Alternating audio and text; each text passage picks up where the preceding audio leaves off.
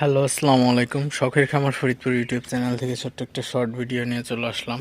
তো প্রায় 10 দিন পরে আপনাদের সাথে ভিডিও শেয়ার করতেছি। তো আসলে ব্যস্ততার কারণে আপনাদের সাথে ভিডিও শেয়ার করতে পারিনি। তো অবশ্যই সবাই সাপোর্ট করবেন। তো আমার মুরগির খামারটা হচ্ছে, মুরগির শেডটা পরিষ্কার করলাম আজকে। তো মুরগির শেডটা পরিষ্কার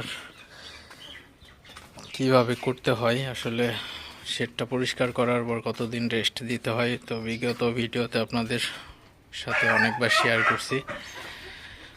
তো আসলে খামারটা হচ্ছে আপনার খামার থেকে যখন মুরগি বিক্রি করবেন, তো তারপরে হচ্ছে পাঁচ পাঁচ থেকে আর কি 7 দিন পরে যদি আপনি মুরগির ঘরের লিটারটা পরিষ্কার করেন, তাহলে কিন্তু অনেক ইজি হয়ে যাবে আসলে।